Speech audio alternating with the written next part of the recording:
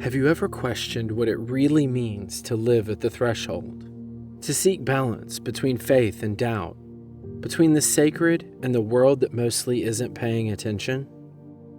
This is the hidden threshold, a space for the lived, evolving practice, a place where the sacred and the ordinary keep meeting and neither one stays the same. Rooted in pagan and magical tradition, but open to anyone who's ever tried to live what they believe. I'm Veyrin Vale, and I'm glad you're here. Let's begin. Sometimes, things just line up. It doesn't happen often, but when it does, you notice. Maybe you're trudging through the grocery store, bored, mind-wandering, or stepping out of your car and heading somewhere unexciting.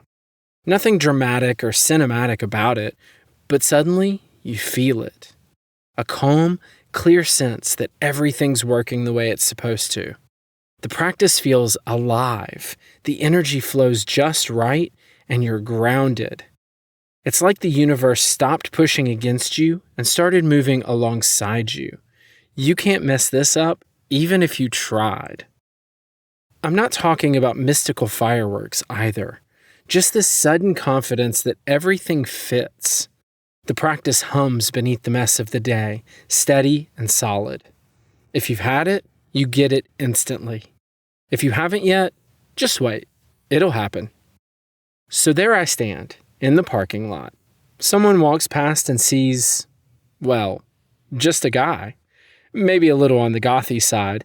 Pentacle hanging on my shirt, ankh and ujat rings on my fingers, tattoos showing. They move along. To them, I'm just a person on errands. Nothing special. Nobody sees it. Nobody even suspects. That space that exists between what's really happening inside you and what everyone else sees is what this season's all about. Because it's how life works for anyone living something magical inside their ordinary routines. One specific question keeps popping up.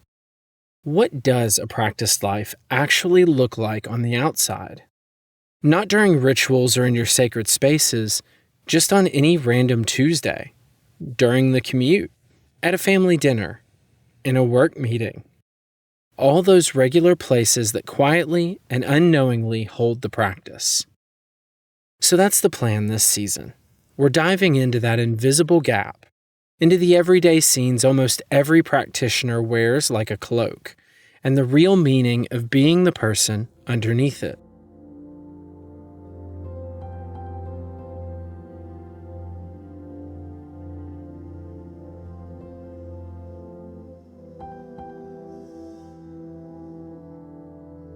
There's never a moment when my practice fades entirely into the background. I used to think it might someday. Maybe I'd blend in until nobody would notice, that I'd move through my week and it would become invisible, even to me. But that's not how it works. Even on an average Tuesday at a crowded work meeting, sitting in line at school pickup, or pouring drinks at a family dinner, parts of it still peek through. Usually it's subtle, almost like a secret handshake for anyone who knows what to look for. But those who know the language, they always see. I wear a pentacle. I have for years. I've had many different ones as I've grown and changed, but my current one is black, so to most people, it's just another piece of jewelry. It's a geometric charm, a hint of goth, maybe something I bought at a craft fair on a whim. They don't see it as anything special. But if someone else practices or grew up around people who did, sometimes their eyes pause. Maybe they recognize the shape or they can make out the design. For them, it's not just fashion. It's a declaration. It's a way of planting a flag without making a sound. The same thing happens with my rings, an ankh wrapped around one finger, an ujat curling around the other. Ancient Egyptian symbols, the kind you might see in a museum or on some tattered poster somewhere. The ankh for life, the ujat for protection and sight that reaches further than the ordinary. To most folks in a cafe or in the checkout line, they're just quirky, interesting, maybe a little mysterious, but nothing more. Sometimes they're completely unnoticeable or unremarkable. But to another practitioner, someone familiar with those gods or the magic tangled up in their symbols, the message is much more obvious. They know exactly who I am and what I carry with me. And then there's the puzzle ring. It looks like any other black band until you twist it just right. Then the ankhs slip free. They're hidden in plain sight, only visible if you know what to look for. I have a silicone ring, too, that's covered in ankhs and wadjets right on the outside. But here's the bit nobody ever sees. On the inside, pressed against my finger, it says Ankh Wedja Jed. Life, prosperity, stability. I carry those words with me every day, pressed against my pulse, in a place nobody else sees. None of it's accidental. All these choices are deliberate. Some things I want on display, even just for a handful of people who will understand.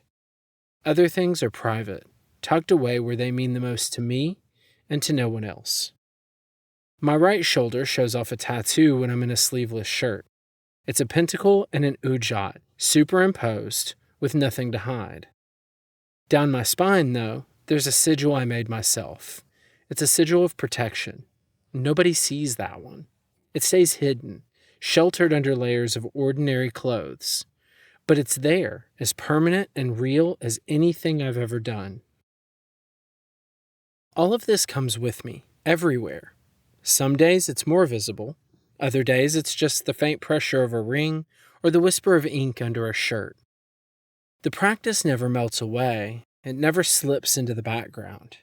It lives in layers, some of them obvious to the right observer, some invisible to everyone, some meant for nobody but me.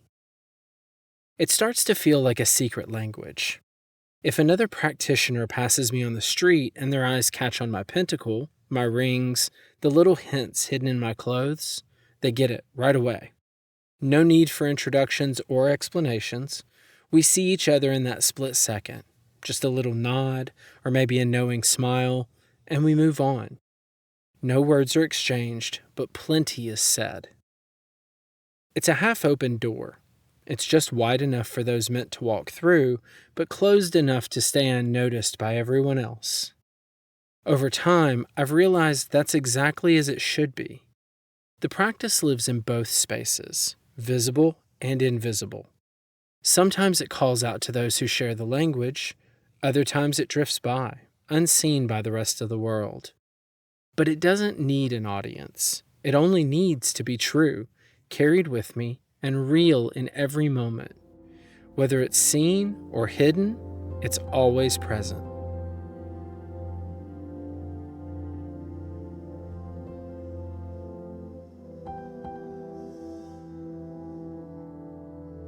Most days, slipping on the cloak barely even registers. It's automatic, like brushing your teeth or drinking your first cup of coffee. You wake up, you throw on some clothes, you go about your routine. All the while, that inner practice keeps humming along, steady and silent, woven right into the background of everything else. It asks nothing from what's happening around you. It doesn't need anyone's attention, and it doesn't require an audience. You show up to work meetings, you buy groceries, you gather at the dinner table with your family. All the while, no one suspects there's anything else going on inside you. It's not that you're hiding, it's just that your inner work doesn't have an obvious form in the outer world. No one around you recognizes it, not because you're concealing it, but simply because it's invisible to the senses they're using. Sometimes that feels like nothing at all, like a neutral fact. Your practice goes on, unobserved, and that's perfectly fine. It doesn't ask to be seen, to feel real or important. You feel anchored, present, fully engaged in your work, and it doesn't bother you in the slightest that others can't see what's happening. If anything, the invisibility is just another ordinary part of the landscape, neither a loss nor a gap, just the way things are. But then, there are other days. Those days when the energy is really flowing and the practice is lit up inside you. Those are the days when the current of what you're doing feels alive and powerful, when it seems like the world itself is actually moving with you. These moments can happen anywhere, while you're standing in line at the store, chatting with a coworker, or just sitting at the breakfast table. There you are, glowing inside with this enormous sense of meaning, and the person next to you has absolutely no idea.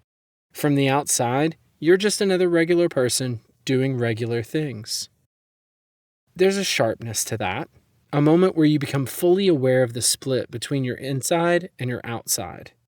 It's just a flicker, almost an electric recognition that something huge and vital is happening just underneath the surface, but entirely unknown to the world around you.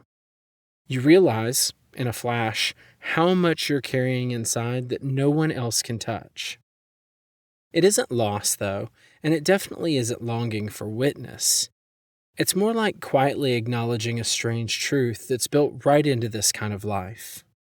You see, the cloak isn't a compromise, and it isn't proof that your magic, or meaning, or devotion, or however you think of it, is somehow diminished by its quietness. This is just what the real thing looks like, most of the time. Most of what matters about a practiced, intentional life moves in ways the ordinary world has no tools to detect. The subtle energies that hum through your body as you cross the parking lot, or the spells and intentions resting soft and sure in the middle of a meeting, these are real. They matter, even if they leave no trace that anyone without the practice would ever pick up on. This is the honest reality of having an inner world inside an outer one.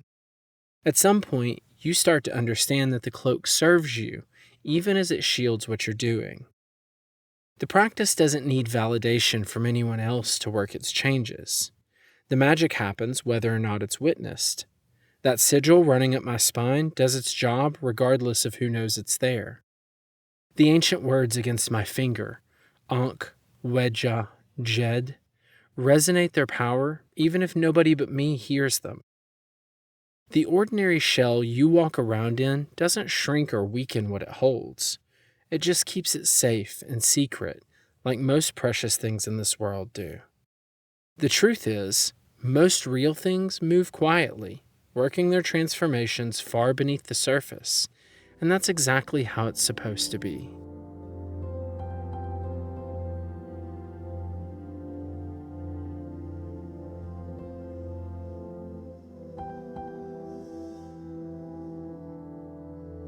Now, there's more to wearing a cloak than just keeping out the chill or hiding in plain sight. It's not something most practitioners need to say out loud, but almost everyone who's traveled even a little way down a non-mainstream spiritual road gets it. Picking when and how to be seen isn't about fashion.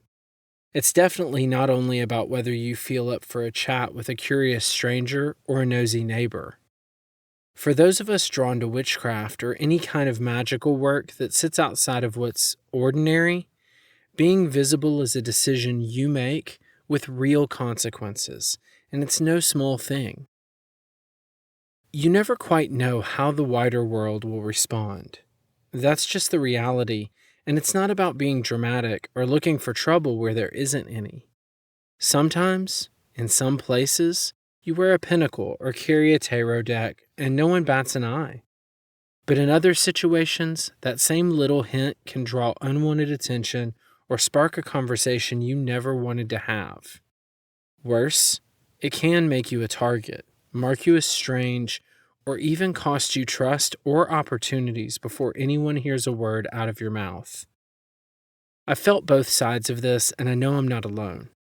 Most people walking these paths have at least a story or two, and sometimes more than they care to count. When you look back at the long, winding history of this work, it's not hard to see why people are careful.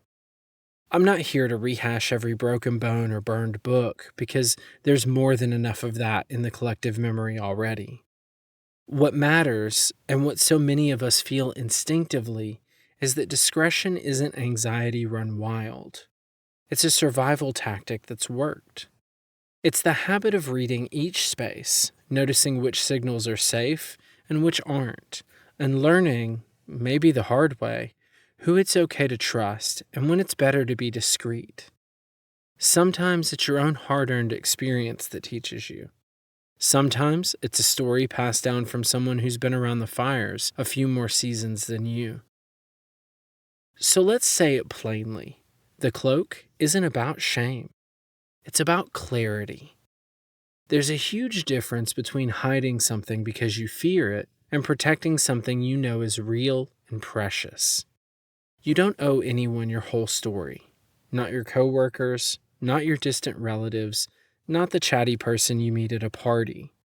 The practice is as real hidden as it is on display. Making your own rules about when and where to show it is not only legitimate, it's smart. Here's what I didn't realize at first. This is a lesson that took me longer to learn than I'd like to admit. Choosing when to reveal yourself and when to hold back isn't just an outside thing.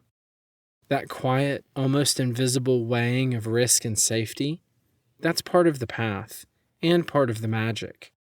It's not just reading social cues.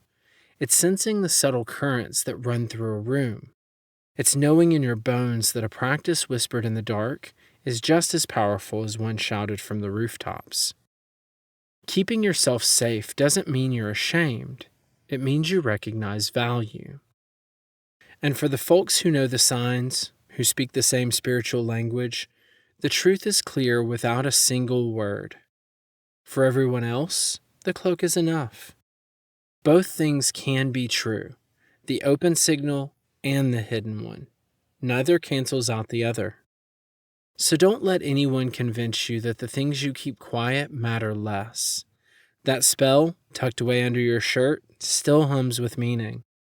Those words, the ones you whisper to yourself when you're alone, they still carry all their strength. The cloak doesn't diminish what you hold. It just keeps it protected, tucked away, until it's safe, or wise, to let it shine.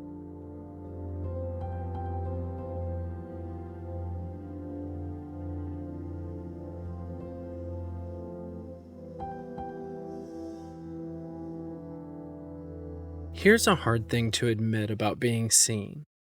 Most of the time, walking around in your own skin without needing anyone's attention costs you nothing.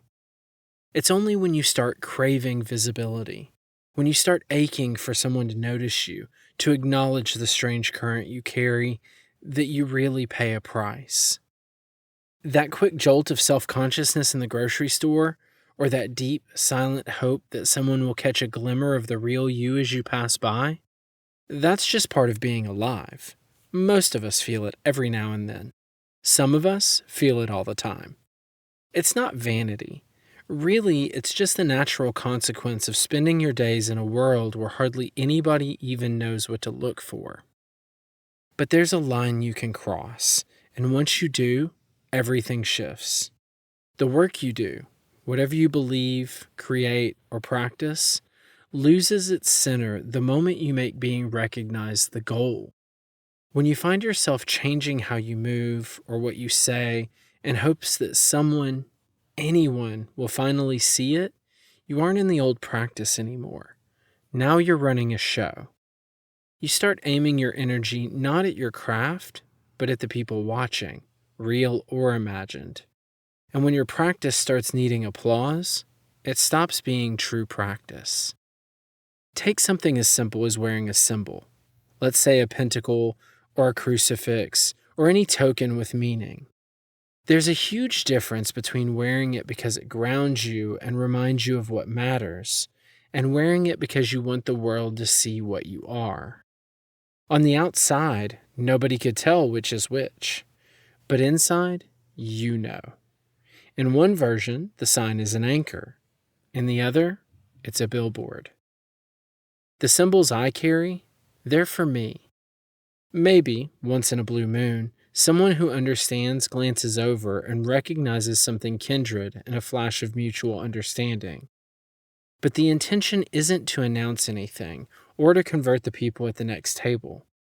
As soon as I catch myself secretly hoping strangers will get it, I know I've crossed into performance instead of presence. That's where the cloak idea really means something. It's more than just protection or privacy. It's a filter. It's a way to keep yourself honest. When you wrap yourself in that cloak, metaphorical or otherwise, you take the audience out of the equation. You're not working for their nods or their curiosity anymore. What's left is you, your practice, and the quiet. There's a fierce clarity in that. No one can see what you're doing, so you have to do it for its own sake, or not at all. That's what really matters. The moment in the parking lot when you feel something deep and beautiful moving through you doesn't rely on witnesses to be real. The sigil inked somewhere only you feel it matters even if nobody's ever heard of it. Nothing magical or sacred or true ever needed the room's approval to work. If you start searching for validation, you're measuring the wrong thing. You're caught up in appearances, not substance. The cloak isn't some artificial layer you throw over your practice. It's there by nature. In real practice, the most powerful things usually happen under the radar, out of sight, inside you. These transformations aren't for Instagram. They're not shareable content, and that's the whole point. On the outside, life looks ordinary. Inside is where everything changes. In the end, the difference between wanting to be seen and needing to be seen is the difference between being simply human and being lost. Stay on the right side of the line, and invisibility is just another name for the honest work. Step over, and what used to be free you, what felt like shelter, starts to feel like a prison. Not because the world changed, but because you did. That's the real uncomfortable truth.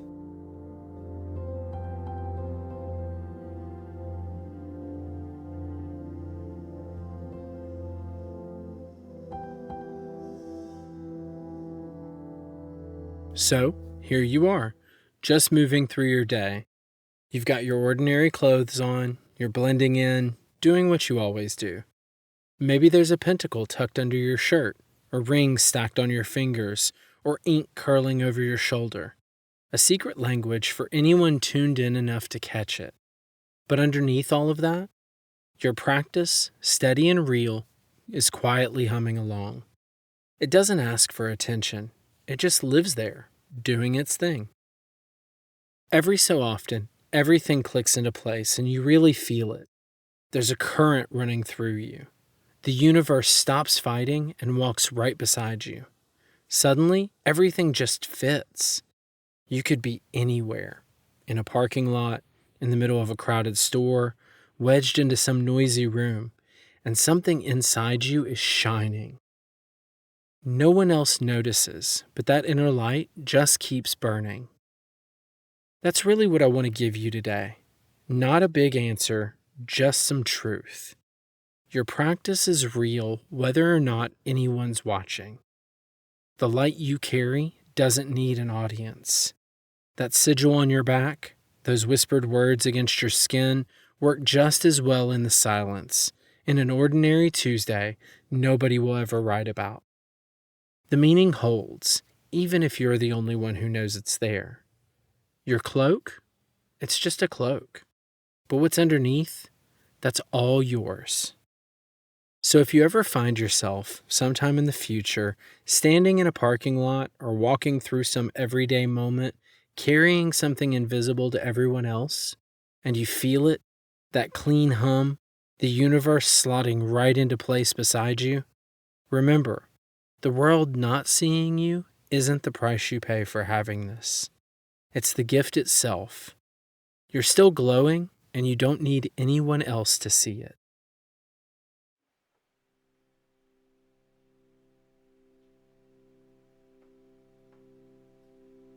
If something from today stayed with you, you don't have to figure it out right now. Let it sit and do what it does. That's usually where the good stuff happens anyway. You can also find writing from this same place, shorter pieces on Substack and longer ones on Medium.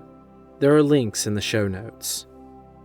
I'm Veyrin Vale, and this has been The Hidden Threshold, part of the Obscura Meridian family of projects. Thanks for being here.